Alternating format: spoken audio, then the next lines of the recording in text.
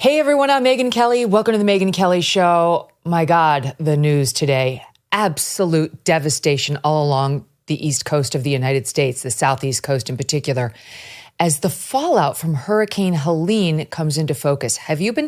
Why haven't we been seeing this everywhere? I have not been seeing this everywhere.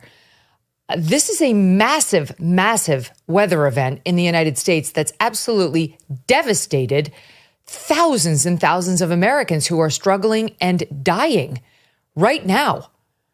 Americans in this region are just starting to think about rebuilding their lives, their homes, their communities.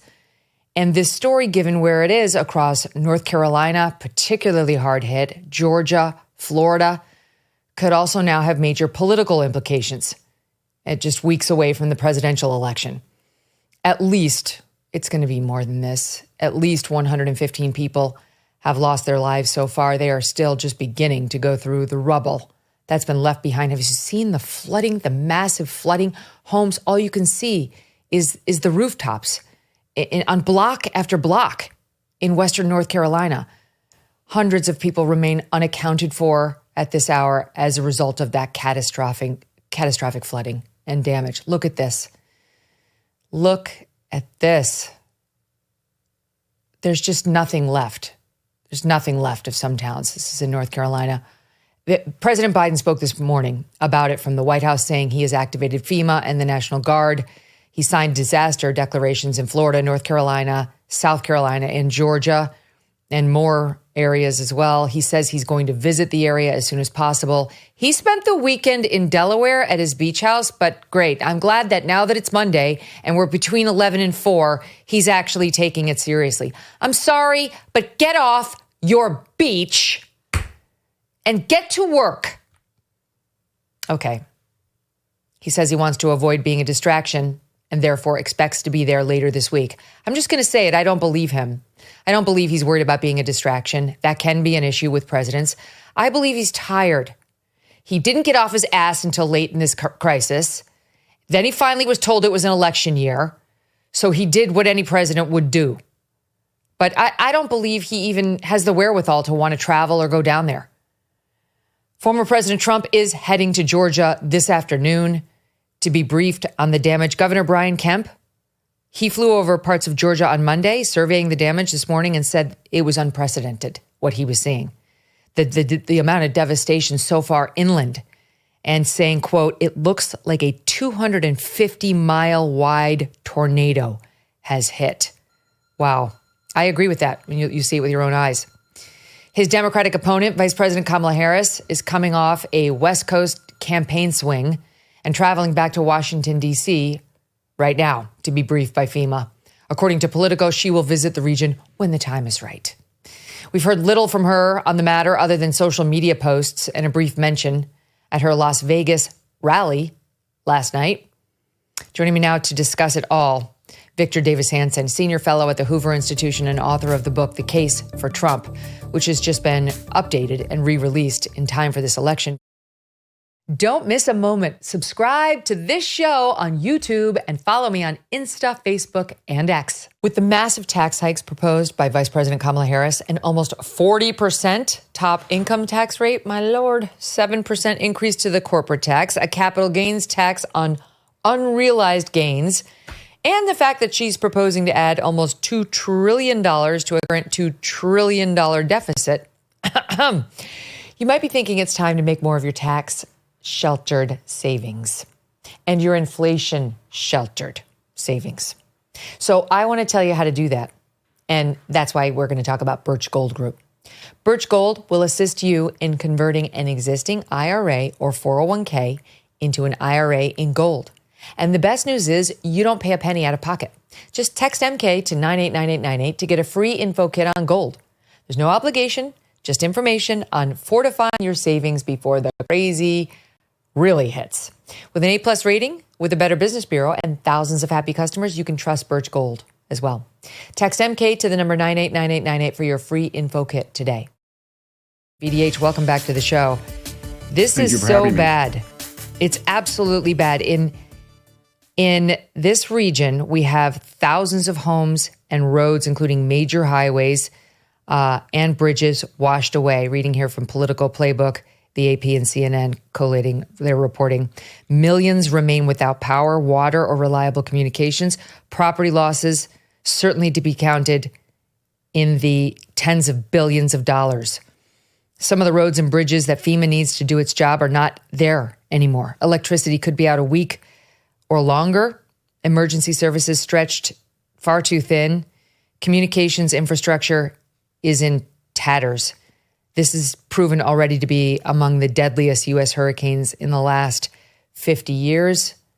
The loss of life, look at these pictures. The loss of life, home, community is just, it's hard to wrap your arms around. Sorry, Deb, where is this? North Carolina, where? Biltmore Village, North Carolina. And all along Western North Carolina, this was not a coastal thing. This is on the west coast of the state where it looks like this hurricane just sat with a deluge of rain causing, as Brian Kemp said, what looked like a 250-mile wide tornado that hit in Georgia and then South Carolina and North Carolina. And we're still seeing people stranded on rooftops. It has echoes of Katrina. Victor, what do you make of it? Well, the media seems to be ignoring it. I don't want to say it's political, but it seems like it is. I mean, it's much more like the coverage of East Palestine, Ohio, and the railroad wreck and the toxic cloud than it is the 2005 coverage of Katrina. And I remember when George Bush flew over Katrina, he'd just been reelected, and he looked out the window, and they took a picture of that, and they said, the headline said, Bush flies over. I mean, he went immediately when he landed, he went out there and he waited around, and he said some silly things. He put his arm around, said, Brownie, great job, which it wasn't done. But the point I'm making is the media used that iconic moment of him up in a jet with people struggling on the ground. And his administration never recovered that second term. People had, that was institutionalized, that he was supposedly callous. And yet, the media doesn't seem to have the same interest as they did with Katrina. And again, it reminds me of the way they just ignored the plight of the people in Ohio and East Palestine. And these things are really important historically in an election year. Remember when Chris Christie hugged Obama about the New Jersey storm right before the 2000, everybody said, wow, Christie endorses Obama's FEMA treatment of the storms in Jersey, so he's okay. And yet, the way that a president or a candidate reacts to these disasters, that means a lot, because it shows whether they're empathetic and competent. And I don't know why. I think you're right about Biden, but I think Harris, for some reason, I don't know what it is, she doesn't want to go down there and get waiters on, and she loves photo ops at the border, but you would think that she would be down there consulting, et cetera, et cetera. I know that they took a photo op in a plane where she's pictured writing on a pad with her earpods or something, as if she's in a control command center up 40,000 feet up in the air, but it's not the same. And again, the media knows that this could be damaging to her reelection, so they're not going to cover it, at least in the way that they felt that it could be damaging to George Bush's second term. And they really, I mean, that was a terrible thing, Katrina, but he was on 24/7 as insensitive, racist, terrible president, just because he had initially flown over, and he never recovered from that. And the mayor just lambasted him every Nagin, I think his name was. Nagin, that's right. He ended up in prison, but Bush did he ended up doing a pretty good job, and yet it was devastating for his presidency. The initial response was so slow. You're right. He never recovered. It was a stain from which he never recovered. This thing hit North Carolina on Friday. And the pictures started coming out on Saturday, which is absolutely devastating. Even worse yesterday. Last night, well into the devastation, the loss of life, men, women, children, pets, the entire devastation and destruction of communities, Kamala Harris attended an LA fundraiser. This tweet goes out from Matt Visor. Kamala Harris is at an LA fundraiser with Stevie Wonder, Keegan-Michael Key, Sterling Brown, Demi Lovato, Jessica Alba, Lily Tomlin, Alanis Morissette, and Holly Bailey performing Menu, Duck Egg Roll, Goat Cheese Honey Blueberry Ball, Beef Wellington, Lobster Roll, and Crab Cakes. This was September 29th at 7:48 p.m. The devastation was ongoing, Victor. How dare she? I know. I don't think she's in touch. I mean, she went down to the border and people looked at that gold. She had a Tiffany's gold necklace, reportedly. It doesn't, and she was dressed up like she was in command. But I think the problem is that they are so terrified that if she's in any impromptu ad hoc moment, she can lose the election with a word salad of, 30 seconds. And they think that she's not well liked by the public. And that people have got this impression, I think accurately, that she's artificial and canned. So if she were to go down there and put on waders and walk around as she did at the border, I think it would be sort of like an Ivy League president going to the ones that have been fired, going to a synagogue and explaining why they're there to help stop anti-Semitism. It's counterproductive is what I'm trying to say.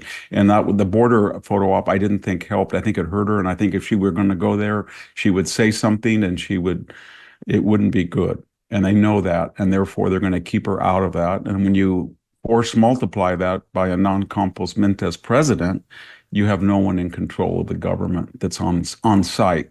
But that's not new. They did the same thing during East Palestine with that toxic flume. The town we were showing with the just shards of wood is Chimney Rock, North Carolina. The reports are it's just gone. I don't know how large the town is, but the reports are it's gone. The town is gone. This is the picture we keep seeing, the video for the listening audience.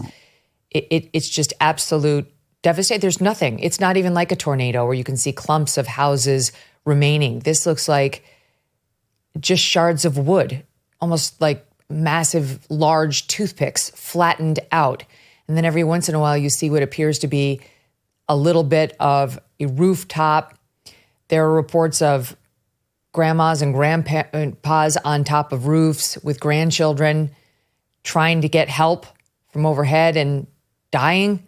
There's all sorts of absolutely devastating personal stories that are starting to emerge from what's happening there. And the federal response to this, Victor, will be an issue. I've lived through enough of these as a reporter to know there's just no way it won't be, even with this media, even understanding that we are 5.5, 6 weeks out from an election. Now, they will run cover for this administration, but if there is not an all hands on deck situation to try to help these Americans suffering right now, this media, they love ratings more than they love anything. And they will be forced to send the choppers out there and see the people waving for help, as we've seen all over Elon Musk's X this morning and yesterday. Yeah, but the problem, Megyn, is the longer you wait, then the more artificial the eventual appearance becomes. And we saw that at the border. It becomes counterproductive. As soon as she left the border, everybody in the Border Patrol said, why wasn't she here before? She's only here for an election. So it's been Friday, Saturday, Sunday, Monday. She's got to get there today, and he does too. If they don't, then they're either afraid or they're too lazy or they're not interested or they feel that people are not as important as others are, or whatever the reason is. They have to get there immediately, because when they do come, if under pressure, it looks like they were forced to go because of mounting, as you say, media pressure, and then it's going to be too little too late, and it's going to be counterproductive. And I think they're right at that critical moment where they're debating right now. Is it too late to go down there, and will it look like that we're just pandering, or should we get down there as quickly as possible to show that we're in control and we're going to stop the suffering? And that's how they look at everything. It's calculated, unfortunately. President Biden, former President Trump said that Biden, who spent the weekend in Delaware, as I mentioned, was, quote, sleeping on the beach instead of leading the recovery effort. And he blasted Kamala Harris for fundraising in California and Nevada when she, quote, ought to be down in the area. I mean, it's a fair point by by somebody who's running for office saying, you were caught flat-footed. Where is the rescue personnel? What are you doing other than fundraising and sitting on the beach? President Biden waited till this morning to speak, vowing that the feds will assist the survivors, quote, for as long as it takes. And then he signed disaster declarations over the weekend. Harris, she made calls to local leaders. She prefaced her Las Vegas rally with a pledge of support and a call for solidarity. This is so awful to me, Victor. This is one of those situations in which you do need the feds. You need FEMA. There's a reason that we all pay tax dollars that are used for this organization. I mean, these are very competent governors, many of them, who should be able to do some of the work. But it is an all hands on deck situation where you still have Americans at risk. And the nerve to be out there eating her duck egg roll, goat cheese, honey, blueberry ball, beef Wellington, lobster roll, and crab cakes as the people died will come back to haunt her. It will, but I don't think she's ever done anything like this in her life. I think one of the things that we've discovered during this campaign is that when she says these embarrassing things, whether it's, illegal immigration is not a crime, no deportation, she always is emphatic about it because she's always speaking at a left-wing sympathetic audience and she grandstands or demagogues to them. But she's never, spoken in an environment or gone into an environment where she might be questioned or cross-examined. And number two, that's not who she is. She's not a pragmatic person with common sense. So if she were to go there, what would she ask? She said, do we have enough water? Do we have sewage working? Is there fuel for you? She's not going to ask those questions because her entire life, despite what she says about being middle class, has been one of privilege, connections, influence, convenient left-wing boutique politics, abstraction over concrete issues. She's never dealt with any of that. So I think they've thought, she's so inept and she's never been with actual middle-class people and in suffering, and she doesn't know anything about what they need or what they might need because she can't envision herself in that same situation because she never was in it. She'll never be in it. And I think they know that. And it's the same. We're going to run out the clock and take the hit of not appearing because appearing might be a bigger hit. And that's how they calculate these. And I think they starting to regret the border visit. It was not very empathetic to people. She looked like she was stylish, dressed up for the occasion. She looked like she was going to be the executive going down there, but no one wanted her down there. And even the media was not necessarily sympathetic because it was so obvious. And so I think they're in a doom loop, Megyn. They're damned if she does and damned if they don't, which is a tragedy because they really do need a president and a vice president down there to show everybody that they better start helping these people or there's going to be ramifications. And they need all of these federal bureaucrats to know they're being watched and audited by the highest echelons of government. And if you don't do that, it's kind of on autopilot. And there's a sense of a lackadaisical attitude that'll permeate the entire recovery effort. The photo op at the border wall was infuriating. She went for 20 minutes. And then she came out trying to act like this is a top priority for her. The Border Patrol guys were promptly out there ripping on her. I saw them on Fox News saying these two guys that she met with were management, and even they were probably embarrassed that they had to be pulled into this, but they couldn't exactly say no to the sitting vice president of the United States. She goes looking at the border wall like she has a real interest in it. This border wall that she called a stupid use of money, saying, quote, I will block any funding for it. In 2017, she called the wall Trump's medieval vanity project. She said the border wall in 2020, she said, is a complete waste of money, won't make us any safer. And there she is looking at it like she admires its strength and its capabilities in keeping illegals out of the country. This is the same woman who was quick to jump on the bandwagon to accuse the Border Patrol agents falsely of whipping the Haitian migrants, something for which she's never apologized.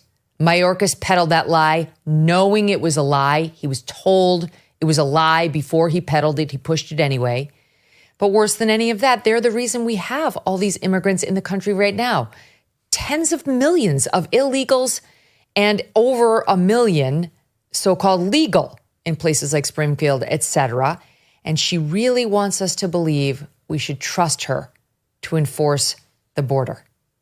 Yeah, her problem is that in the last 10 years, and even especially as vice president, she's commented on every aspect of illegal immigration. She said that you should not deport anybody. She was like a teenager out at a rally in Los Angeles. No deportations, no deportations.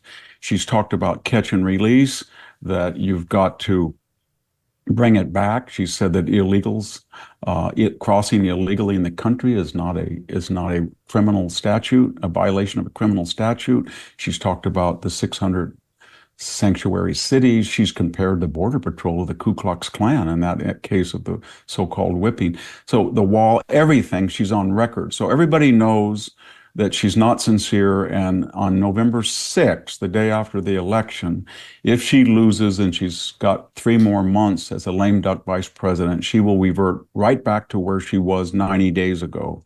And that is, she's an open borders person. And if she wins, and she'll think she has a 4-year tenure, she'll revert right back to where she was, because this wasn't an accident. I mean, it's very hard to let in 10 to 12 million people. We have more people percentage-wise, 16% now, than any time in American history. 60 million people were not born in the United States.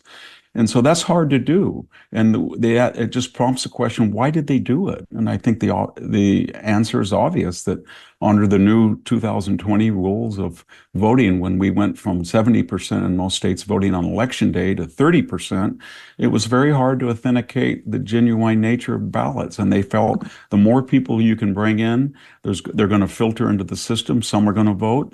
If they don't, there's still a constituency that needs massive subsidies in health, education, housing, food, and they're going to reward us for generations at the polls for being the party that welcomed them in and grew government, raised taxes, and created more of the welfare state. And that's what it's all about.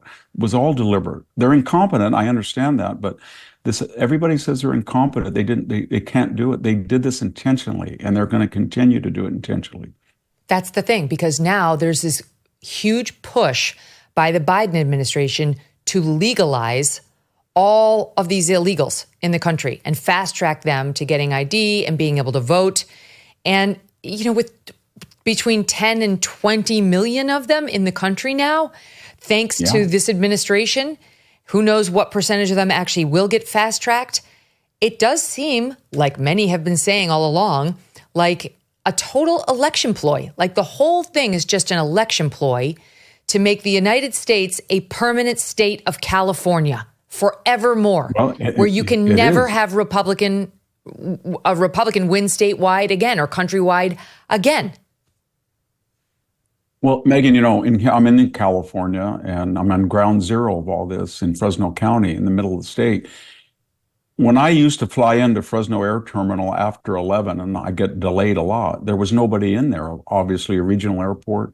When I go in there now, if I come in at 1 o'clock or 12 on a late flight, it's the most busy period of the entire 24-hour cycle. There's hundreds of people in the airport, and we have nonstop flights from 3 Mexico cities, and of all places, Fresno, and they're booked solid. And there's hundreds of people flying in every night, and we don't have a passport control in Fresno, customs office. So I guess that they're either being cleared in Mexico or they're regularly scheduled flights or it's something, but we've never had that before. And so now the busiest time is 2, 3, and 4 in the morning when we're just a direct conduit from Mexico. And that's true of a lot of California and other places in the United States. And no one talks about it. But again, it gets back to the idea they have no confidence in their agenda. Every issue does not poll 51%. So their attitude is, well, we either have to go into these 90-day campaign cycles where we deny everything that we're doing. And most of these Senate races, the Democratic candidate is doing exactly what Kamala Harris is. They're not talking about their record. They're moving from hard left to center, in some cases center right, because the people don't want their agenda. So they either have to fake it during election cycles with the help from the media to cover for them, or they have to get constituencies, both long-term and short-term. Everybody knows what they're doing, and then what you just said or what I just said, they have a deterrent effort that would be called racist or nativist or xenophobic. And so people don't speak up about it because you take a big hit when you do.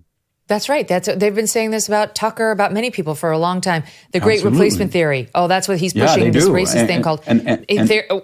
Tucker was quoting the left on their stated plans of bringing in all these immigrants to take over the voting rolls. John Judas and Roy Texera wrote a book called The New Democratic Majority. It was a triumphalist book. And you look at article after article, they take that common phrase, demography is destiny. That is a left-wing slogan, that we are bringing people in who are going to bring vigor and youth and vitality to this old sort of ossified, calcified European American has-been spent population. That's what they talk about all the time. I hear it all the time in California, and they're open about it. So when Tucker started to address that, they said, well, you're part of the Great Replacement Theory. But the Great Replacement Theory was their theory, and they had terms for it. They didn't use replacement. They were a little bit clever. They called it demography is destiny, or new democratic majority. We flipped California from the Reagan, Deukmejian, Pete Wilson, Schwarzenegger era. No more 32 years of awful Republicans. It's blue forever. Colorado's blue forever. New Mexico is now blue forever. We're going to flip Nevada. It's purple. It's almost blue. Same thing. We're looking at Arizona and Texas. The only irony about their whole project is there's a lot of Mexican American, especially males over 40, that have had it with them because they're impacted, and a lot of communities are. And if the Hispanic or the Mexican American vote gets up to 45% or even higher, they'll close the border. And they're doing that with Cubans already, as you know. If you're Cuban and you came here illegally, then you're treated a little different than a Venezuelan or a Mexican national. Absolutely. Because they know exactly what will happen. But meanwhile, Victor, that we do know something about the people who are in this country, and we know that a very disturbingly high percentage of them are criminals already, are violent criminals in their country. Now, a couple of things about this report that hit from ICE. What happened was U.S. Representative Tony Gonzalez, a Republican, asked the Department of Homeland Security, of course, that's Mayorkas's department, for data on migrants who have criminal backgrounds.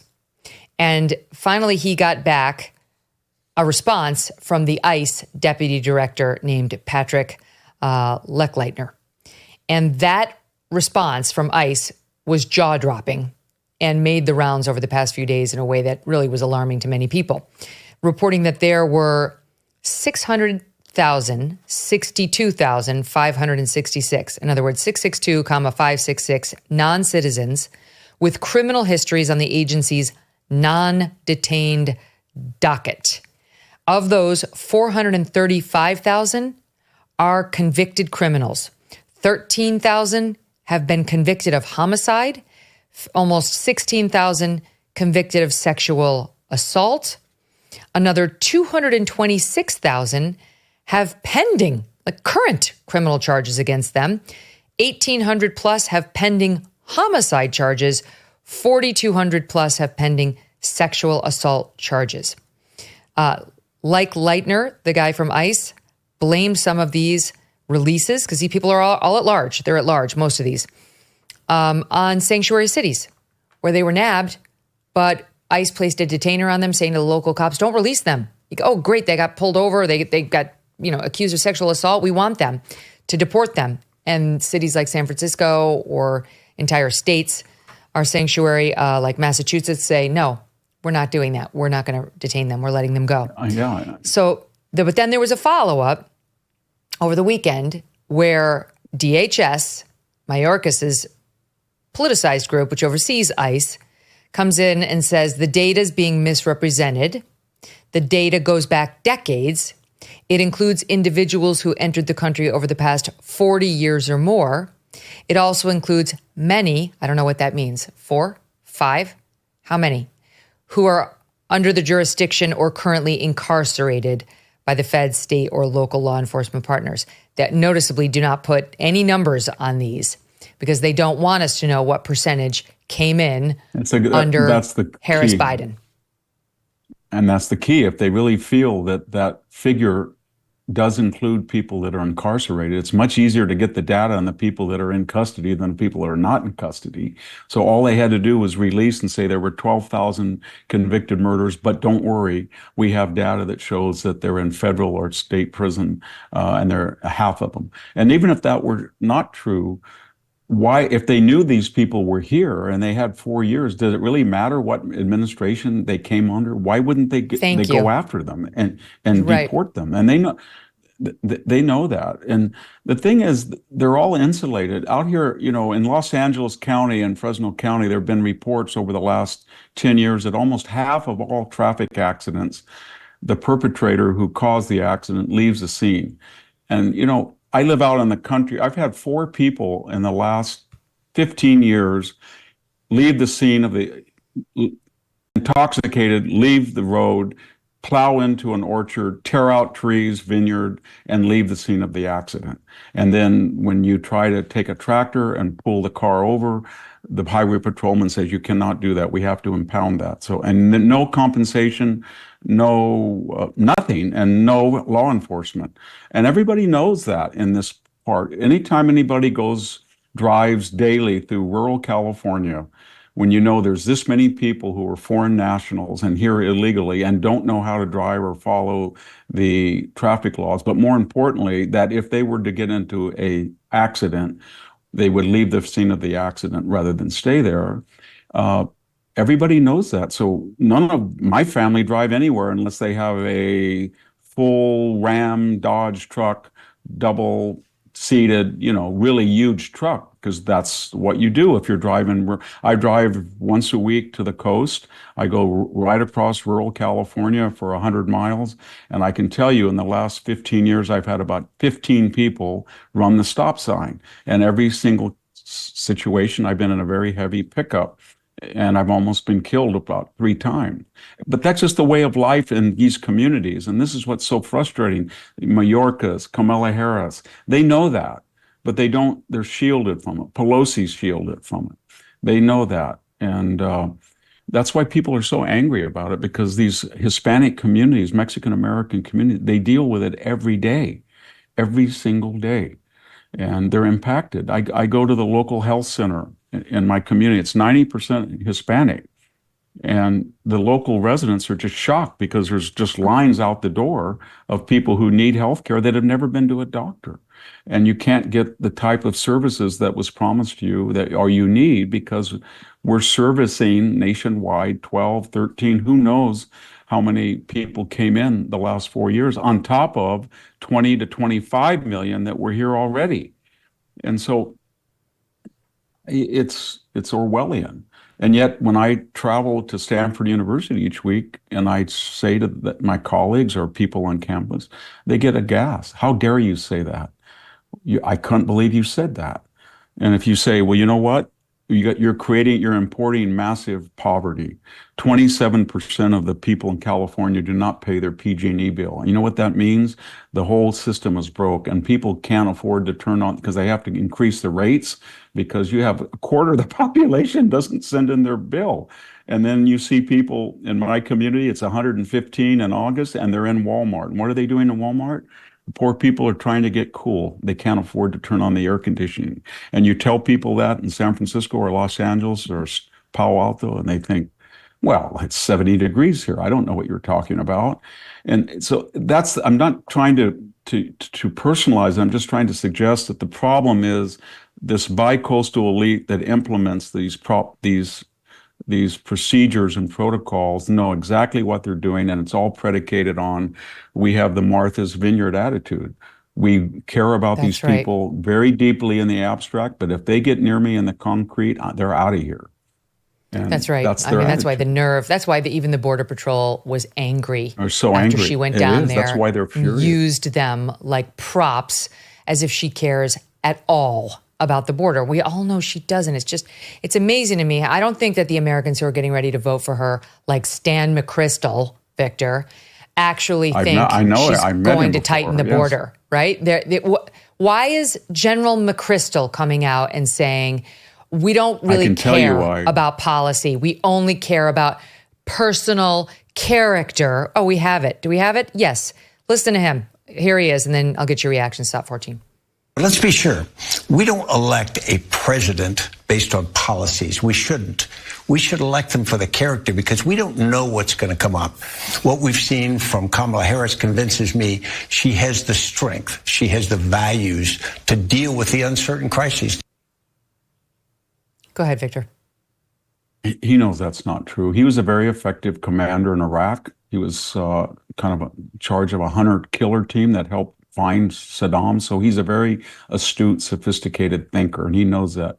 But Megyn, he also has been very successful by running a lucrative leadership corporation where retired officers with his very rich experience can advise CEOs about how they can better manage their companies according to the principles that he learned in the military. And he's very influential. He's very affluent now. And what I'm getting at, if you look at all of these 700 national security experts who weighed in, saying the same thing that he did, or the 51 intelligence authorities that weighed in 2020, or the 100 former security analysts. They all have, I mean, I'm not saying they're all compromised, but they understand that the cost of doing business and saying that you are against the Progressive Project or Kamala Harris and that you might just possibly vote for Donald Trump or be favored, that's a career-ending, money-losing proposition. And they understand that. There's no corporate boardships there. There's no revolving door lobbyist. You're not going to be on General Dynamics or Lockheed as an advisor. You're not, it's just not going to happen. And General McChrystal knows, just to be provocative, that if he were to come out and say, you know, there's nothing in Kamala Harris's career that has ever showed leadership. She can't even be truthful about her middle class supposed upbringing or her McDonald's employment that might be proof of earthiness or something. And I just don't think that she's ever had any leadership ability demonstrated at all. He would be done for. No corporation would want to hire him. If they did, they would be blacklisted. And they know that. And so I was really disappointed to see that, given the service he did to the United States. But that's a whole nother issue about our generals that are retired, because, as you know, in 2020 and 21, and also as early as 18 and 19, the statute of the Uniform Code of Military Justice, Statute 82, says that no retired general shall disparage the commander-in-chief. But we had our most illustrious admirals and generals saying that of Donald Trump after the riots in Washington, D.C. during the George Floyd effort, when he raised the issue of using federal troops in the way that, you know, a lot of presidents have, George H.W. Bush especially. And he did it, and all of a sudden these generals came out and said, he's Hitler, he's Mussolini, he's a liar, he can't tell the truth.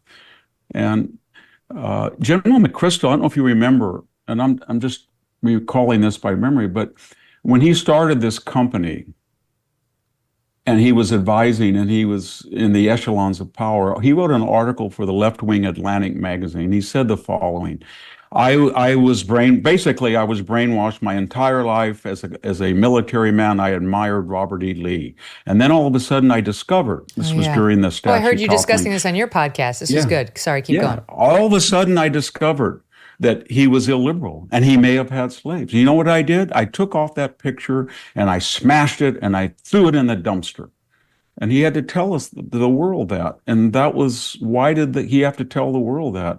And he's a very intelligent guy. He's been, as I said, he's a very heroic figure, but I don't believe that his entire life he didn't know that Robert E. Lee owned slaves.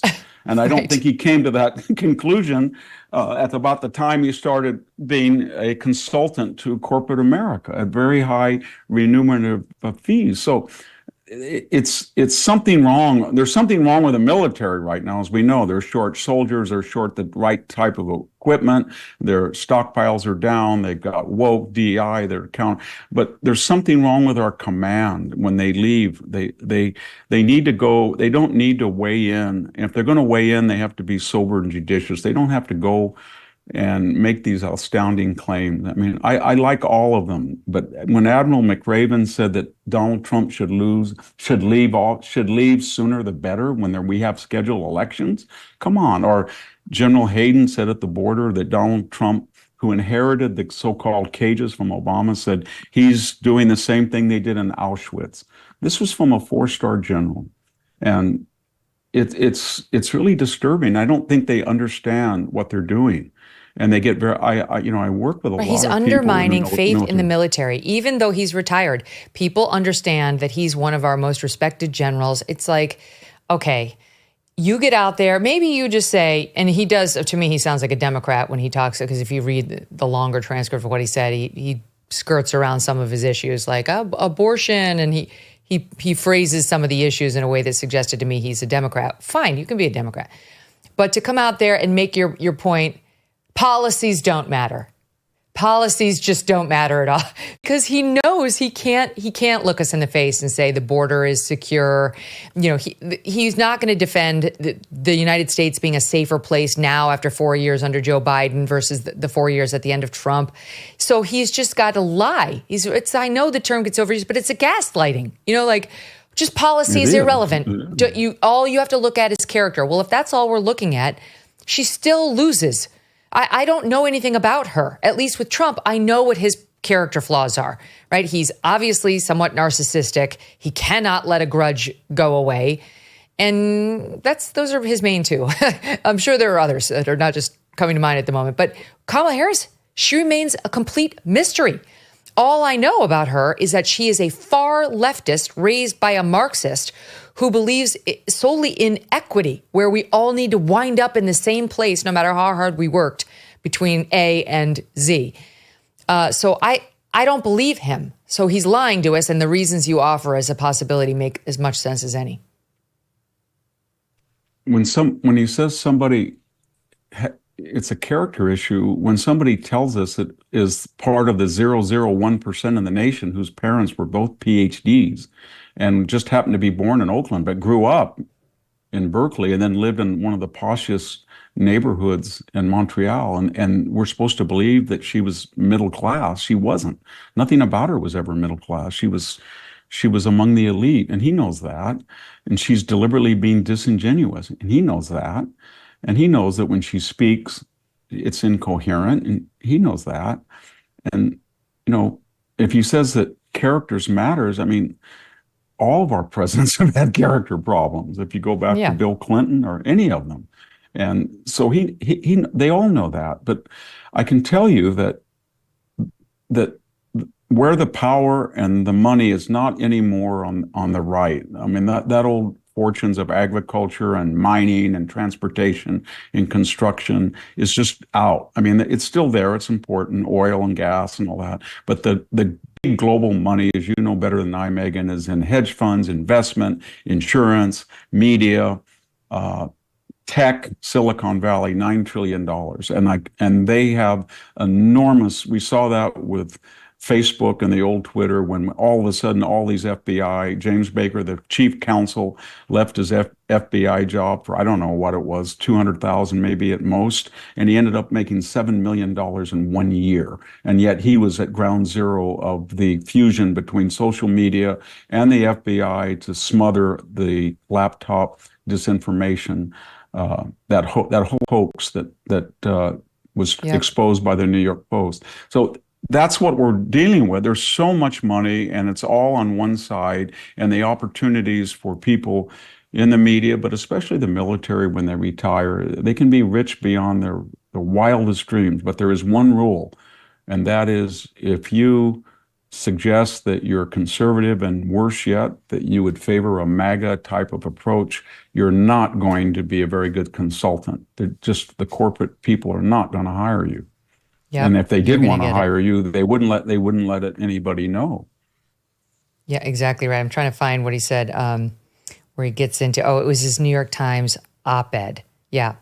Although I have opinions on high-profile issues like abortion, gun safety, and that's an interesting way to phrase I think true Second Amendment supporters would have stuck to Second Amendment rights, gun safety, and immigration. That's not why I made my decision.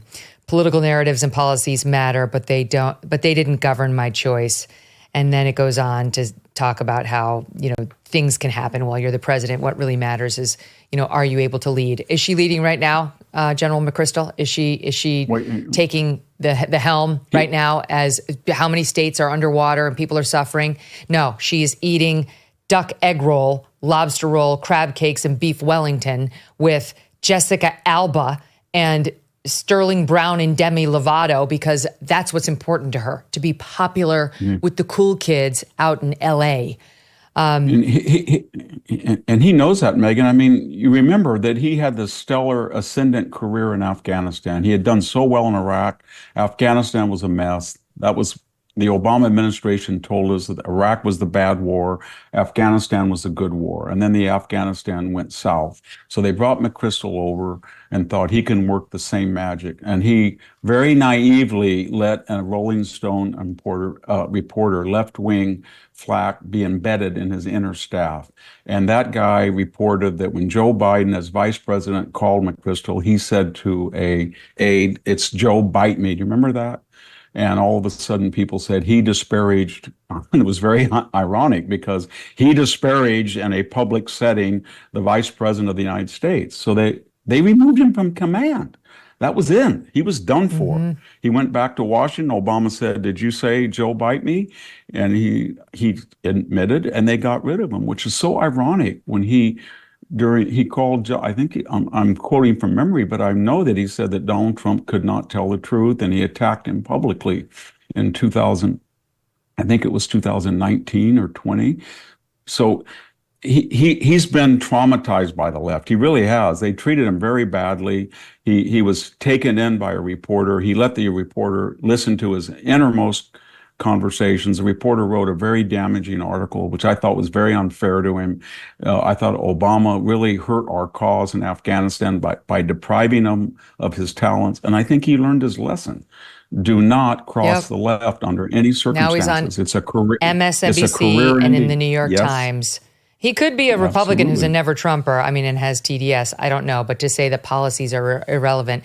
Okay, tell it to the girls who are going to get cut up thanks to the policies of this administration. Tell it to the little girls who are going to have permanent brain damage from the male volleyball players who are going to slam them in the face. We'll get to Boise State, which just said, we're not going to be on that list. We're not playing against a team that has a male on it. Policies do matter, General. And honestly, I just refuse to believe you're too stupid to know that. You've just become a partisan hack, or you found a way to line your own pockets by saying the, quote, correct things. And we see through you. It's somewhat infuriating. Victor, I want to get to Kamala Harris and some of her latest word salad, because we get a little window into who she actually is here and there every other day now. She's doing these minor interviews here or there. She did the one with Stephanie Ruhle. She was not good. She had done the one with Dana Bash. Not good. And now she spoke with Jessica Alba, one of the stars I mentioned, about the economy. And she spoke with these guys from the NBA on the All the Smoke podcast. And, okay, see if you remember, see if what she said to the All the Smoke guys brings up anything, if it reminds you of anything else she said in a recent interview. Shot one. But these are things about building what I call an opportunity economy, which is about helping people not just to get by, but to get ahead. Because most people, look, here, maybe you've gathered this already. Here's where I come from. Most people have ambition. They have aspirations. They have dreams. And they are willing to work hard. And if we give people the opportunity to actually meet those goals, they jump for it every time. Mm-hmm. But not everybody starts out from the same place in terms of having the opportunity to just get in there. Just so you don't have to work for it. Sot two. Watch. Having the right to have aspirations and dreams and ambitions. Oprah. If you have Stephanie the Ruhle. dreams and the ambitions and the aspirations of what I believe you do, what I know to be the spirit and character of the American people. We have ambition, we have aspirations, we have dreams. I believe in the ambition, the aspirations, the dreams of the American people. Ambition is a good thing. Yeah. Dream with ambition. Yeah. And we will applaud ambitions and Dream aspirations with ambition. and dreams. But not everyone necessarily has access to the resources that can help them fuel those dreams and ambitions.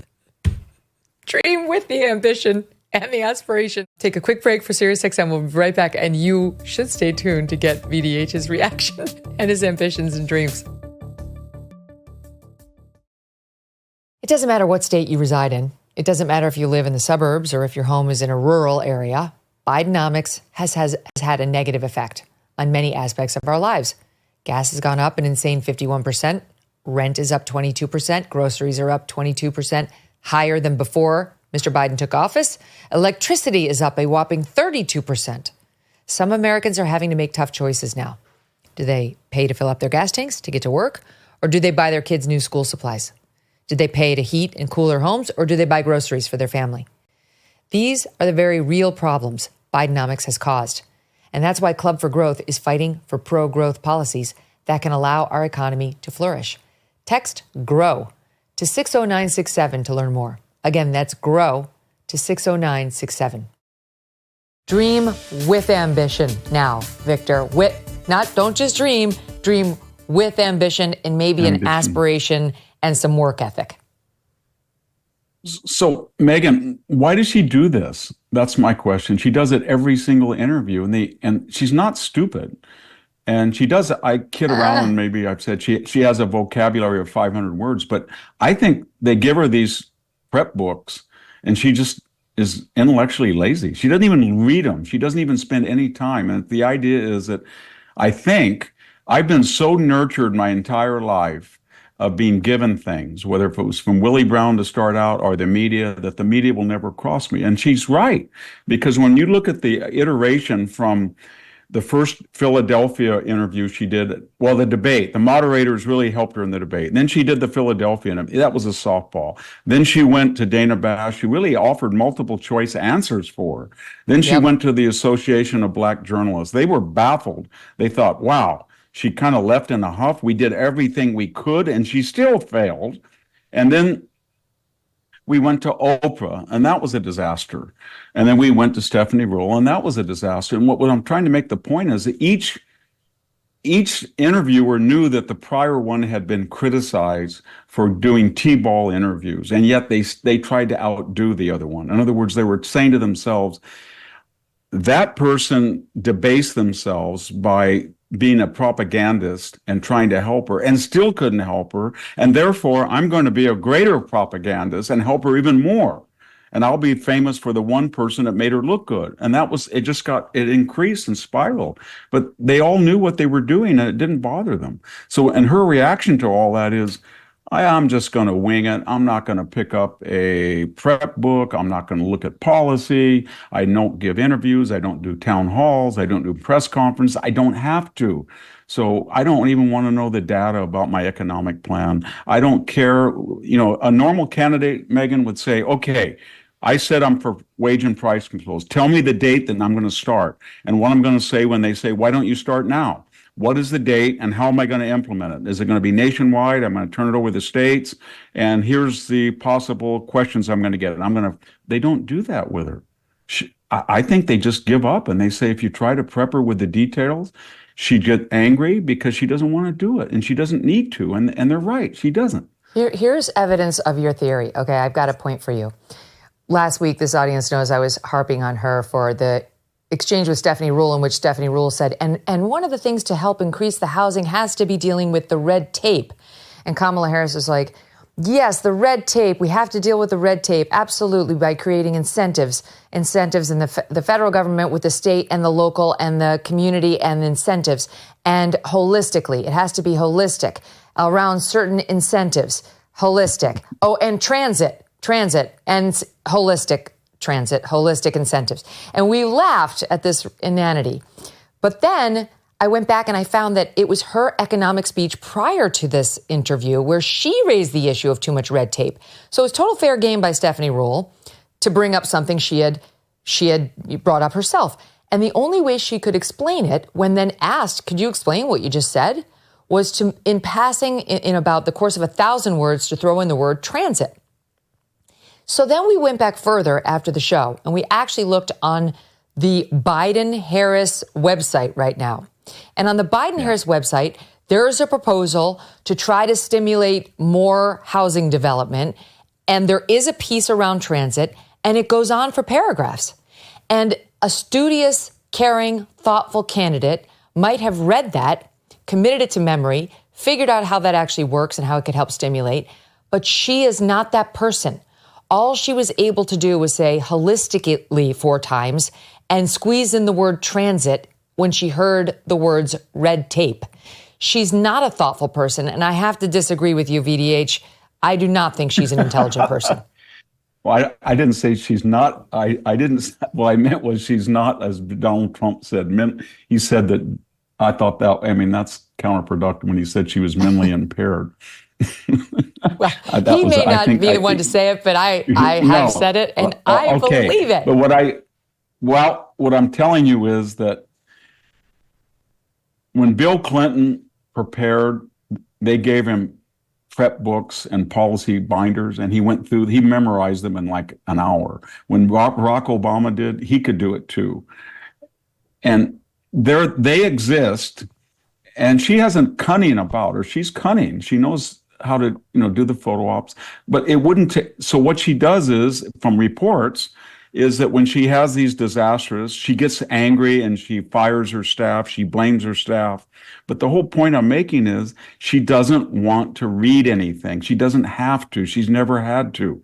She never did as vice president. And when she does the interview, remember the space thing? She had actors, little kids that were actors. And she does that. Yes. She goes into a store to buy pretzels, and it's all been rehearsed. She has it's kind of like an athlete that never lifts weights or never runs, and they're flabby. It doesn't mean they didn't have some ability, but they don't have to do anything. She's been coddled her entire life, a privilege, and her idea is, all I have to do is say I'm middle class, I'm black, I'm a woman, and I'm left wing. And I can raise a lot of money and laugh and be personable and kind of flirt, bat my eyes, grin, whatever. And she's gotten by with that. And that's why, remember, I think we keep forgetting, she was Joe Biden's Spiro Agnew insurance policy. It was almost like 48 hours before he quit. They said he will never quit. You cannot put her in there. We know her. They were leaking that. You remember that. You know better than I do. They were leaking it to journalists like you that she's totally lazy. She's inept. She'll never be able to do it. And then all of a sudden, she became Cicero or Socrates, and it doesn't work because she won't. I do believe she has the ability to memorize 10 talking points. I really do. Yeah, we saw that at the debate. But you're right on the actress front, because that's what I see as well. I see somebody who is acting the role of a presidential candidate, acting what she thinks is the role of a vice president. And we see it over and over. That's why one of the things that is so galling about the hopes and dreams and optimism is how she acts through it each time. It'd be one thing if she said, look, I believe people are losing hope and that they shouldn't, because this should be a country of people who have aspirations and ambitions and dreams. And that I could actually stomach that. It's her affect around it, her fake affectation with the hands and the gestures and the attempt to look like she's just come up with this deeply profound inspo for the kids. And I said this last week with Maureen Callahan last Friday, 2 Fridays ago, where I was upset about her weird verbal tick of right. After she does one of these fake profundities, she often tags on, or right. And she did it again. And my team, because they like to torture me and I like to torture you, VDH, has queued it up. Here she is in that talk with Jessica Alba, which actually has it all. Take a listen to SOT 3. First of all, Latina small businesses are the fastest growing in the country. Yes, they are. Right? Yes, they are. But included in that is that we don't lack for people who have ambition and have aspirations and dreams and an idea that is a great idea and work ethic. But not everybody has access to the capital. So true. And I believe strongly that our small businesses are the backbone of America's economy. So when we grow and strengthen small businesses, we all benefit. Okay. I can't, it's too much. It there it is again, right? It worked with Willie Brown. It worked with the San Francisco donor class. It worked for everybody. I've watched her for years. It worked. She goes down to Hollywood and she does the therapeutic 2 minutes, and they open their checkbooks, and they think she's not toxic. And who could dislike that? And the only question we have, Megyn, is that we're down to in the 30 days or 38. I don't know how many today, 37. And can she do this for over a 90-day period? Run out the clock. She can do it. She can wait just on this front before we here she is, because look, we pulled a little montage. This is part of her routine. The aspirations and I showed you but like the right thing is a verbal tick. This she can do. I don't know if she can maintain like discipline, but she's done it so far. Look at this, SOT 4. And this movement that we're in about, as I like to say, seeing in the face of a stranger a neighbor. Yes. Right? Yes. Just being able to know that their hard work allows them to get ahead, right? The beauty of a democracy is each of us has the power. Each of us has the power to answer that question. That's right. Everybody on the significance of the passage of time. Right? The significance of the passage of time. So I felt a great responsibility. And the incredible power of the people, right? And you know I got some Madison cred, right? That's a business in teeny tiny business. It's a concept of a business, right? I can't.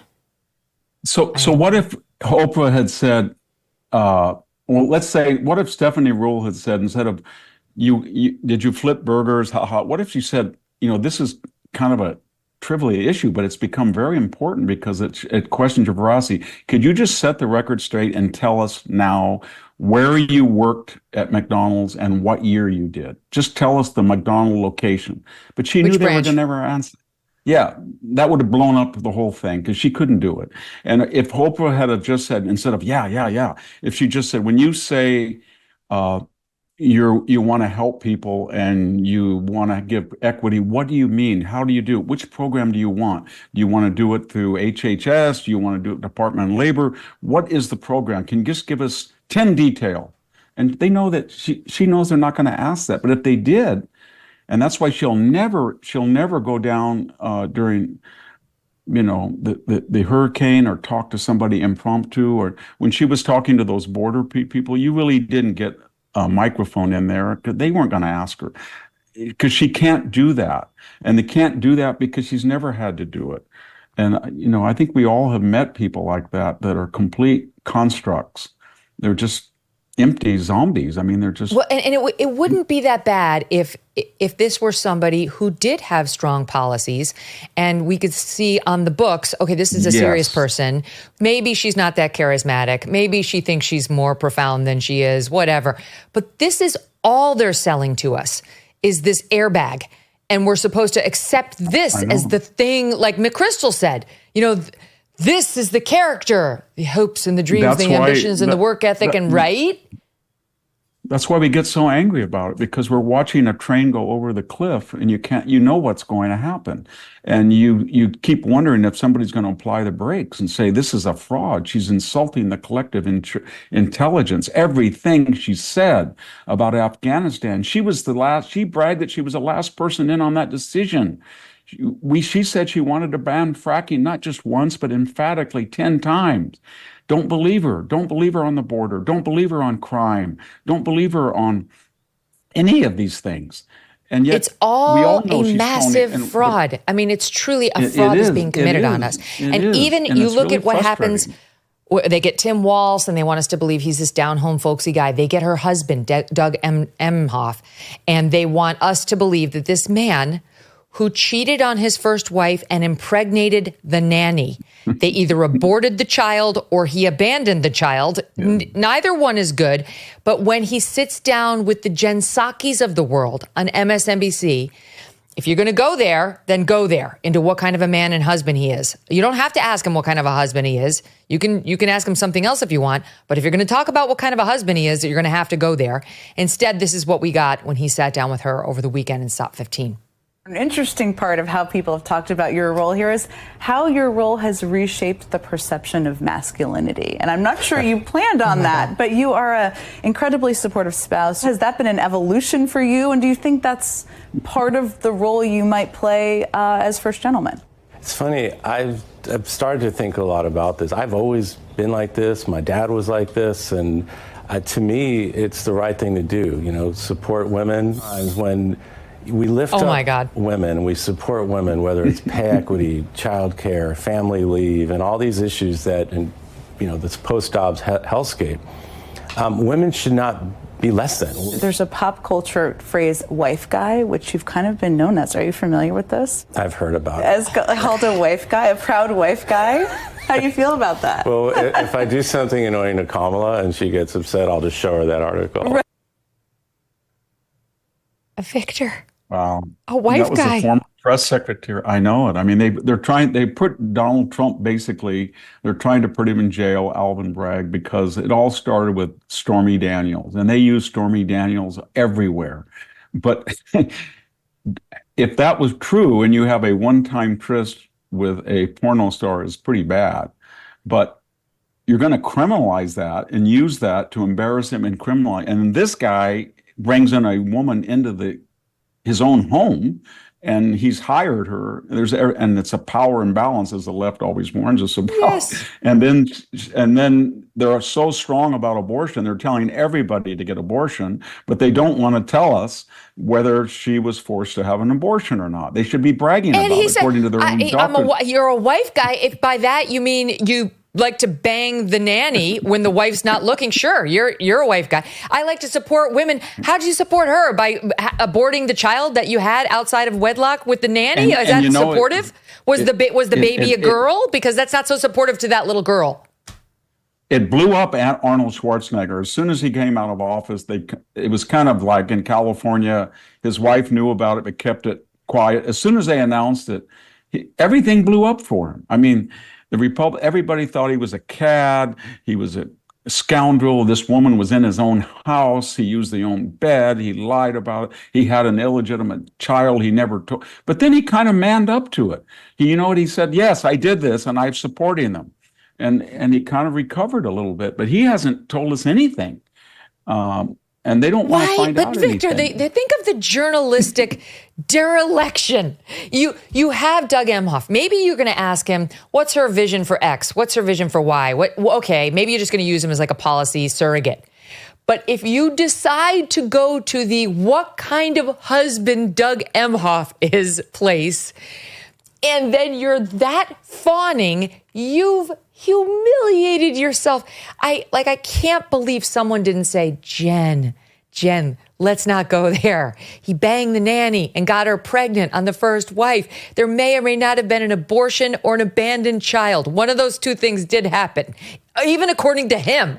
Let's maybe not make him into the second coming. Okay. But this is par for the course for Jen Psaki. We put together just a few examples of her very tough, hard-hitting questions. Watch. You've also been front and center in talking about abortion rights. Why do you think that's so important? Do you think he's scared of debating her? The other thing I have been thinking about a lot is how it must be for you when you see people attacking your wife. What do you guys do when you have downtime? Now, she's a great cook, loves to cook. Is. You've said she's tried to teach you to cook. What can you cook now that she taught you? And you also passed on advice to Gwen Walz. What did you pass along to her? No one cares. Okay, let me round back to what was in the first question. You've redefined masculinity. This is such an insult to American men that they would tee this guy up and say, this is the new definition of masculinity. I am insulted, Victor, to suggest that a man who behaved like that, right? Who behave like that. And also that is there something wrong with a man being in a more traditional man role that's not only supportive of the wife? Most men can be alphas and supportive of their wives. But, I mean, there is another element of I was embedded twice in Iraq. And when I was on a Black Hawk once, and I was sitting next to a guy, and we were flying at night. And he was 18 years old from the Middle West. and he had a 50 caliber machine gun, and there was no cover or anything. And I asked him when we landed, I said, "You do this every day?" He said, "I do it every day." I said, "You get shot at all the time?" I said, "You have to avoid things?" "Yeah, people build cell phone towers. They don't tell us. It's dangerous at night." That's an element of masculinity. And I just put a roof on my home, and I looked up, and there's a guy named Jose, and he had 45 pounds of shingles on his back, and he was tiptoeing across an old Victorian farmhouse 35 feet above the ground like he was a ballet dancer with all this weight when it was about 100. That's masculinity. And yet we're supposed to tell us that everything that we've associated with courage and physicality and muscularity and danger, that's out the window, because this is a new type of if it's a new type of masculinity, then he would say, "Look, I screwed up. I had an affair with my nanny, and it was bad, and I regret it. And I took the following measures to rectify it. And you can ask me anything you want, and that's masculinity." And he didn't do that. And so what I get really upset is that, what's masculinity is be a border patrol guy and get no credit and go down there every day, and you have no idea who you're going to encounter. You don't know if they're a murderer, a rapist, a drug. You don't know if they've got a cartel hit out on you. Yes, and they do it every day, and yet we don't acknowledge that type of masculinity, and we shame them. And we got this idea that we have a big problem when we have 60% of all BAs are given to women, and there's been article after article about the so-called male is living at home. He's prolonged marriage, dating, children, home buying into the 30s. He's just directionless. I think part of it is that we have talked about the new masculinity and not the old masculinity, and said, "You know what, you're 18 now, you're an adult, and you're going to have to go, someday you're going to get married and support a family and buy a house and stay up late and take a second job. That is what a man is supposed to do." But we've so deprecated it and emasculated it. And so when I look at Walz, and he and Kamala's husband are supposed to be the new sign of masculinity, and we're all supposed to vote for that. I think that's one of the reasons that a lot of people, especially the Mexican-American community, a lot of African-American males, they don't buy that. And a lot of working-class whites don't buy that. They want to say there's a lot of men out there that get up every day and do very dirty, hazardous jobs. And they don't get much compensation. They don't get much recognition, but they are very masculine in the way they do it professionally. And they take care of their families and friends. And so I really get this. I hate this elite condensation. They're so condescending. "Oh, yeah, we've kind of got a new masculinity. She taught me how to." And then they're hypocrites. They're hypocrites. All men have done. I don't know anybody in my own circle. I know a lot of people. None of us are perfect, but I don't know any man that said he was masculine and then impregnated a woman who came in to take care of his children in the inner sanctum of his own home, and then tried to hide it. If that's the new definition of masculinity, they can. I don't want any keep part of it. Same. Yeah, all right, two other things before I let you go. Tomorrow night is the vice presidential debate. I, for one, cannot wait. I'm very excited to watch this. I can't either.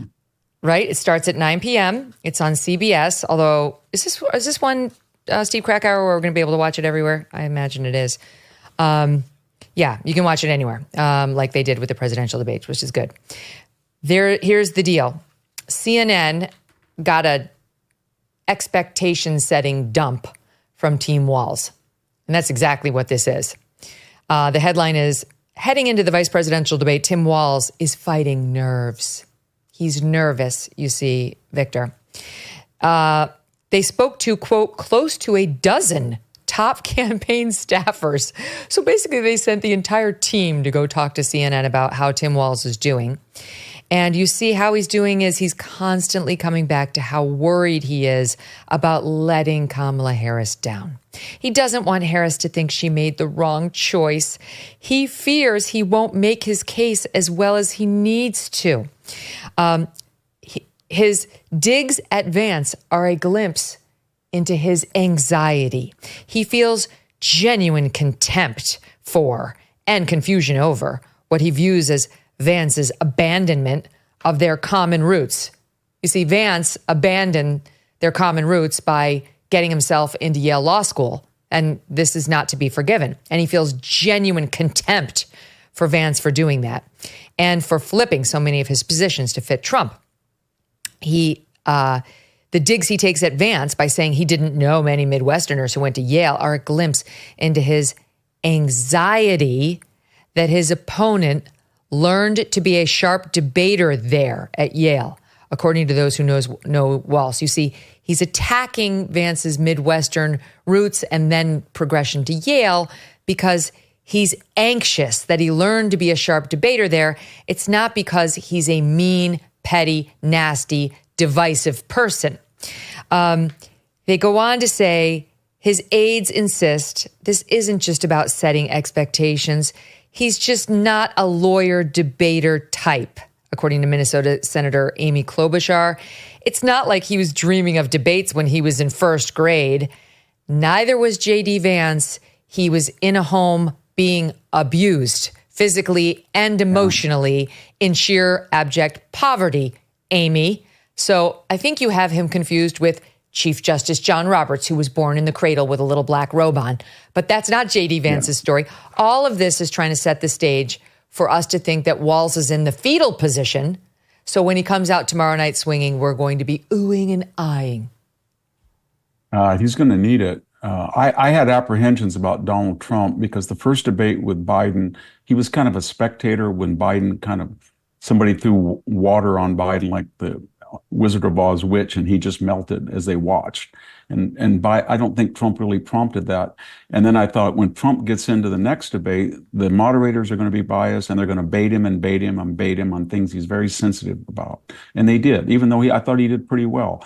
But I had some reservations. I don't have any reservations. I've talked to, in my past, I don't know him well, but I've talked to him a few times. I think that he is one of the most skilled conversationalists, and I don't know if you'd call him a debater, but when he goes on and meets the media, he's very, very good. And when Tim Walz has talked about Donald Trump being a coward and these people are cowards and they're not really good people, he's going to have his Waterloo, I really do think, because he's going to be on there and all of the biased CBS moderators in the world are not going to be able to help him because he is a buffoon and a blowhard. And I think if J.D. Vance performs like he usually does, and I don't even think it's perform, he's just somebody who's naturally very skilled and bright in repartee, and I think they're terrified. And I think the moderators are going to be shamelessly biased. I think Walz is going to call him, he's going to quote everything that J.D. had said about Trump when he opposed him in 2015-16. I think he's going to cat lady this, cat lady that, and it's not going to have any effect at all, Megyn. And they're saying that she's going to try to bring up, Tim Walz may try to bring up a line that CNN reports Kamala Harris was preparing to use when she was still in the Veep role and thought she would have to debate to get Joe Biden reelected as president, asking Vance what promises he made to Trump so that the former president would not send an angry mob after him with a gallows like Mike Pence experienced on January 6th. Interesting. Yeah, I will say, last time around before the presidential debate on ABC, they dropped a piece like this and they made promises like this, like line by line, and they did them. So J.D. Vance should read this piece because they actually did use the exact lines that they had, sort of fronted in the media. Yeah. There's one interesting piece in here too, just before I let you go, where they do reveal, CNN does, that the vice president's staff, this is the reason Tim Walz was everywhere before he was chosen and has given no interviews, since then, other than the one he did with her. The vice president's staff, meaning Kamala Harris's staff, does not want a contrast that would highlight how few unscripted events she's done. Yeah, well, he's a force multiplier of her avoidance. He can't, and it's not just that she doesn't want him to speak, he doesn't want to speak because he's not very good at it. He's blustering, he's buffoonish, he's kinetic. He doesn't come down well with people. He doesn't come across well. And this could be far more important than most vice presidential debates are inconsequential. But when you have the top of the ticket who will not debate only debate in a favorable fora, no conferences, no town halls, no unscripted rallies, nothing like that, then you turn attention to somebody, because there's no Biden. The president is not there anymore. The vice president is avoiding. So maybe the third guy, the future vice president, might be able to talk. So there's going to be a lot of attention that usually isn't accorded this debate.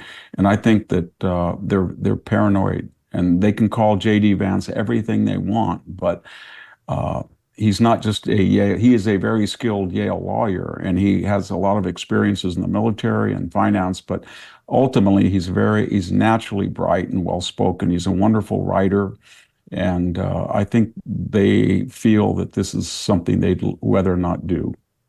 Mm-hmm. Oh, I can't wait. And I look forward to speaking with you and listening to you thereafter, my friend. Thank you so much for being on, as always. Thank you for having me. Okay, so we're going to take a break. But before we do, I want to tell you something. I didn't watch Saturday Night Live. I don't watch Saturday Night Live. But I did watch the cold open, which was circulated online, and it was all over the place on X. And so I watched the 13 minutes, and can I tell you, for the first time in years, it was funny. They poked fun at Kamala Harris and at Trump. I actually don't know who they have doing Trump, but he wasn't funny, and it wasn't a good Trump. I'm sorry. I mean, the Trump is so, he's iconic. You can't settle for less there. You got to get somebody who can just nail the Trump imitation. They didn't. So that wasn't good. But the Kamala Harris was good by Maya Rudolph. And the best part was they brought Dana Carvey out there to do Joe Biden, and he nailed it. And the guy they had play Tim Walz, I laughed out loud when they had him walk on stage as Tim Walz with all the weird, jerky arm movements. Watch this. See, my campaign is like the Sabrina Carpenter song, Espresso. The lyrics are vague, but the vibe slaps. Come on out here, Coach Walz.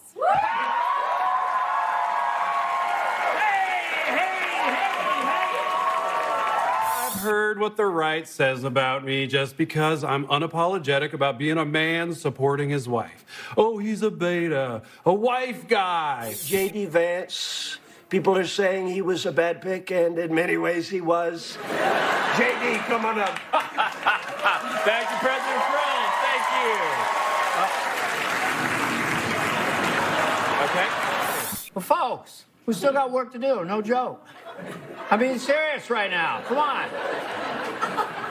And guess what? And by the way, the fact of the matter is, The rich don't pay their fair share. Hey there. Is that nice? yeah, it's really good. Okay. Hi there. Okay. How did I get back here? That was actually well done. So kudos to them for making an effort. Maybe they're watching the numbers of Greg Gutfeld and actually getting scared over there and understanding that comedy, truly great political comedy, has no sacred cows and will take shots at both sides.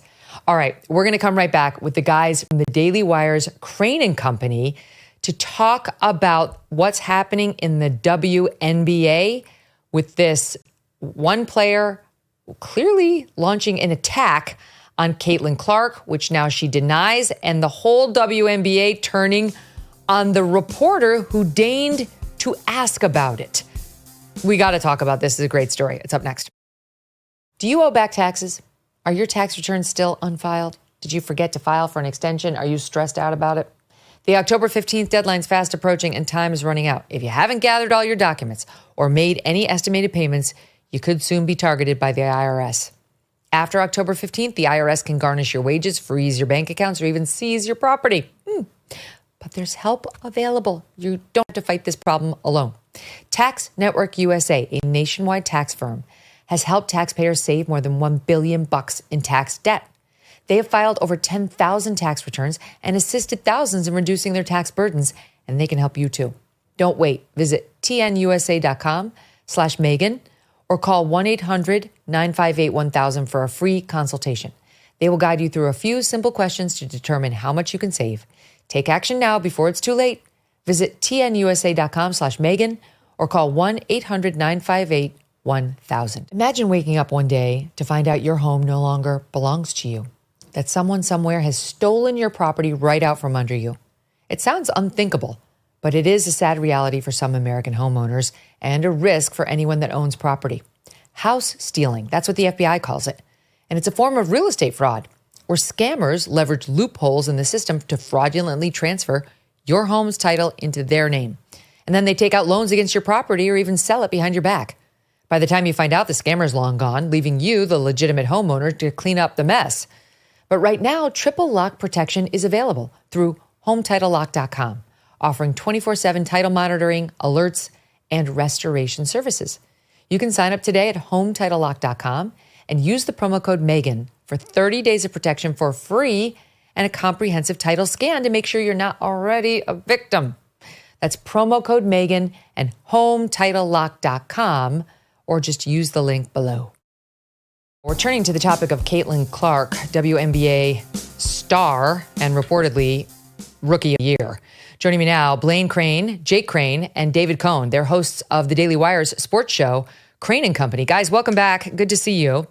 So this is leaked. The WNBA hasn't officially announced who the Rookie of the Year is my understanding, but it was nabbed. I think The Atlantic broke it. I'll correct myself if my team tells me I'm wrong.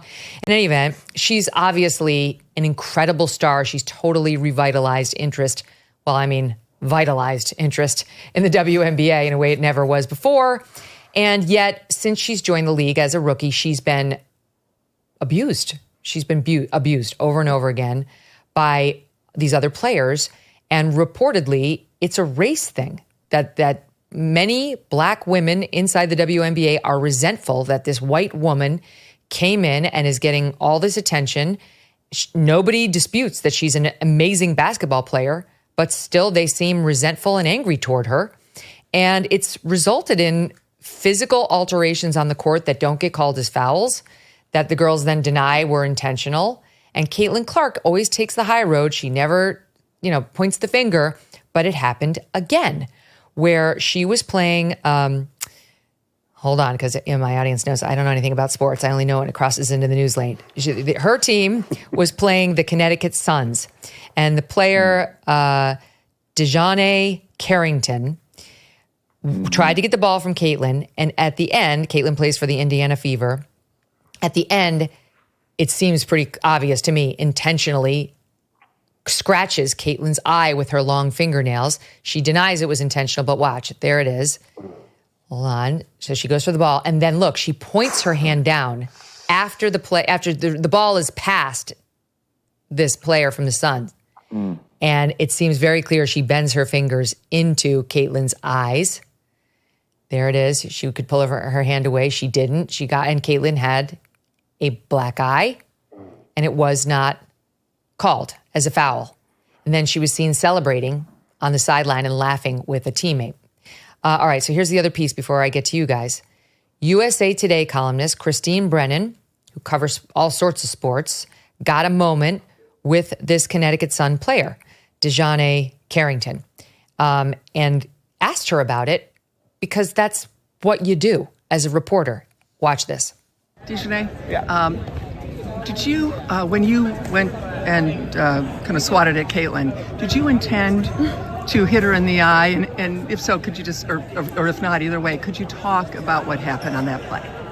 I don't even know why I would intend to hit anybody in the eye. That doesn't even make sense to me. But no, I didn't. I didn't know I hit her, actually. I was trying to make a play on the ball, and I guess I followed through and I hit her. So obviously it's never intentional. That's not even like the type of player that I am. So yeah. Did you and Marina kind of laugh about it afterwards? It looked like there was later on in the game they caught you guys laughing about it. No, I just told you I didn't even know I hit her. So I can't laugh about something I didn't know happened. With the increase. Okay. Last thing I'm going to say is all of that was a lie, in my opinion. Phil Houston, Spy the Lie guy, would say all of that. She had all the telltale signs of lying. If you asked me, did you hit her intentionally? I'd say no. Nope, I didn't. She went right into convincing behavior. I don't even know why I would intend to hit anybody in the eye. That's what a bank robber says. A bank robber says, I'm an honest person. Why would I ever rob a bank? I have money. I have a job. A truth teller says, no, I didn't rob the bank. No.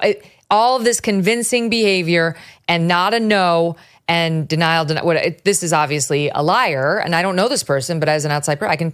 Anyway, now you guys, the WNBA is on the offense against the reporter, saying she's racist, suggesting she's racist, she doesn't deserve her credentials, and that she was trying to fuel racist, homophobic, because the girl who did the hitting, the Connecticut State player, Dejanay, is a lesbian, racist, homophobic, and misogynistic vitriol on social media. Okay, lay it on me, Blaine, Jake, and David. What do you make of it?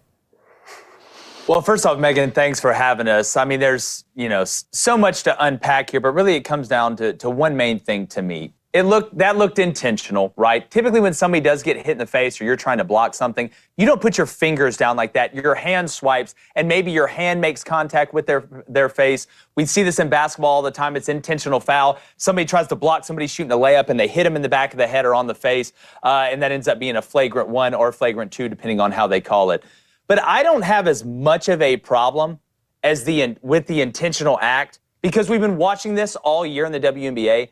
It's the fact that the reporter is not allowed to ask that question, just in general, even if this was the first time. But after a series of events where we've watched all season long and into the postseason, Caitlin Clark get abused and taken out. I mean, even during timeouts, people are intentionally walking into her, bumping into her, doing things mid-play and after the play.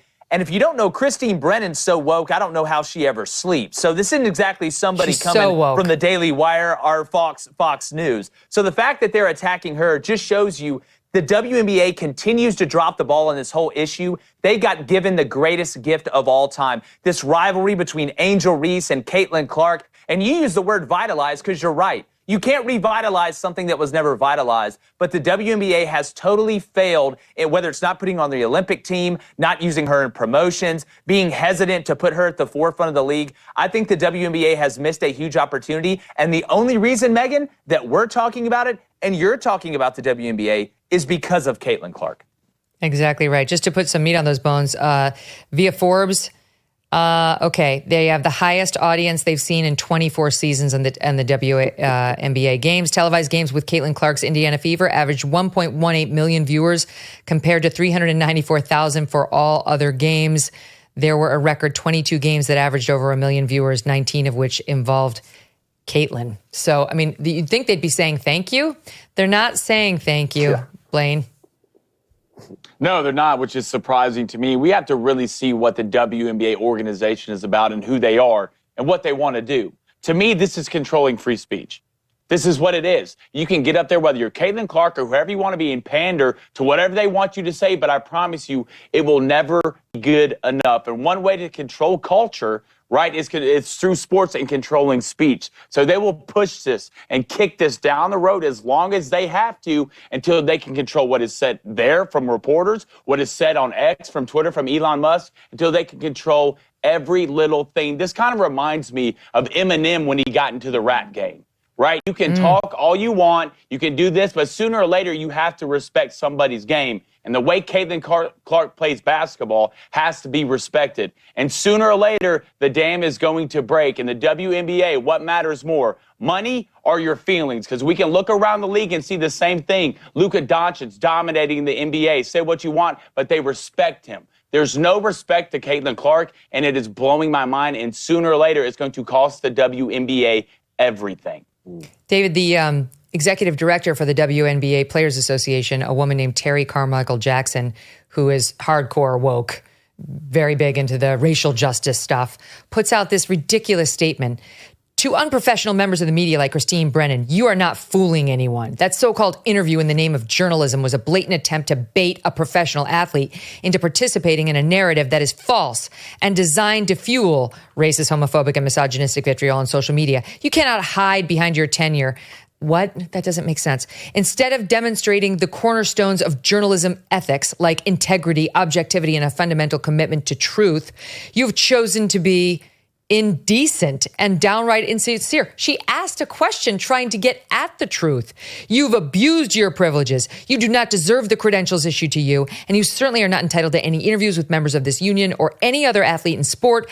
Those credentials mean you can ask anything, but they also mean you know the difference between what you should and should not. We see you. USA Today Sports should explain why a reporter with clear bias and ulterior motives was assigned to cover the league. USA Today, to its credit, standing behind its journalist, Christine Brennan, who also is as woke as they come, an open Trump hater, and has shown her politics many times. There's some deliciousness, David, in seeing her on the wrong end of the woke stick. But that statement from the WNBA is absurd. Absolutely absurd, ludicrous even. And the line that sticks out to me is to say to even ask that question is an example of racist and homophobic and misogynistic language. Now, Megyn Kelly, you tell me how asking that question is an example of homophobia, because I would love to know. But nothing we're talking about is new. We've been watching this all summer long. I don't know how many different ways an organization needs to explain to an individual that they are not welcome. First off, we saw Caitlin Clark not make the Olympic team, and the reason given was, well, she's just not one of the best players in the WNBA yet. Okay, fine. But then she makes the playoffs, lead the Fever to their first playoff game in 8 seasons, and she's not even on the promotional material for that team. So the biggest cash cow in the WNBA can't even make the WNBA's graphic to promote the team making the playoff. Now, one point I want to make here, Megyn, and I explained this to Dan Bongino, and I want to make sure to reiterate it here. What we're talking about is not just Caitlin Clark being discriminated against because she is white. That's one factor of this. But if Caitlin Clark were to embrace every factor of leftism, if she had tattoo sleeves all over her arms, if she had purple dyed hair, if she were married to a woman, if she were out campaigning for Kamala Harris, she would be accepted by the WNBA. But she's not, because I don't think this is a legitimate sports league. It appears to me to be like a political organization masquerading as a sports league. Yes, that's how it sounds. More on the numbers. Ad Age reports the number of WNBA advertisers increased by over 60% in 2024. 2024 attendance increased by nearly 50% from the year earlier. Indiana led with an average home attendance of 17,000, a year-over-year increase of 319%. And so people are watching and interested in this league like never before, and yet Sunny Hostin, in an unusual moment of honesty, explained why they still can't stand her within the WNBA. Here she was not long ago. If Caitlin Clark is the vehicle that will bring this sport that I have loved so much and so long to little 5-year-old girls playing in Harlem, I say yes, bravo. Yeah. I have no problem with that. I do think that there is a thing called pretty privilege. There is a thing called white privilege. There is a thing called tall privilege.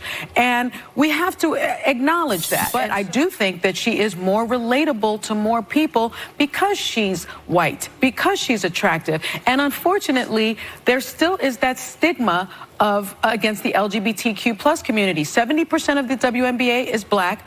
A third of the players are in the LGBTQ plus community. I think that people have a problem with basketball playing women that are lesbians. Who cares? They are great athletes. Well, you see, the people weren't going, Jake, because they were homophobic, racists. That's why the other girls resent Caitlin getting attention, because she's not black or a lesbian. Sunny literally had a great point and should have just stopped. But you can't make that point without having to back up something to make it seem like, well, you're not going all in on, I'm all in on Caitlin Clark. Like, you can't just say the truth and then stop. As far as Sunny, for the most part, I think if you put her brain in a dog, it'd walk backwards, but that's a story for another day.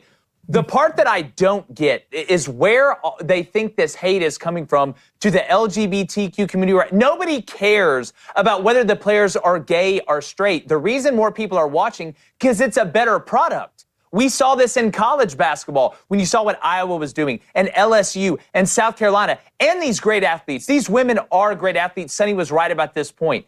So why not just embrace that they're great athletes and use that to fuel the sport without causing any division, without calling anybody homophobic? But by the way, let me ask you, because you guys are the sports guys, like half the women's soccer team is gay, and I look at the NFL and the NBA. Most of those guys are black, and yet huge ratings, huge attention. It doesn't seem to me like Americans can't stand lesbians or black people. Megyn, I'm from Auburn, Alabama. It is a college town. When you go to a game, it doesn't matter if you're black, blue, gay, straight, in love with the toaster, or whatever. When Auburn scores and somebody makes a great play, we high-five each other. We just make the play. See, that should be the beauty of sports. But you should not love your toaster. That's got all sorts of other risks associated with it. But I'm just saying it doesn't matter. None of that matters. The ball doesn't care what skin color you are. A fastball doesn't stop because there's a gay guy at the plate. Sports should be the place where it is based on merit. What you provide as a teammate and as a player on the field, that's how you should be judged. Grow up, ladies. Grow up. Great to see you guys. Thank you so much.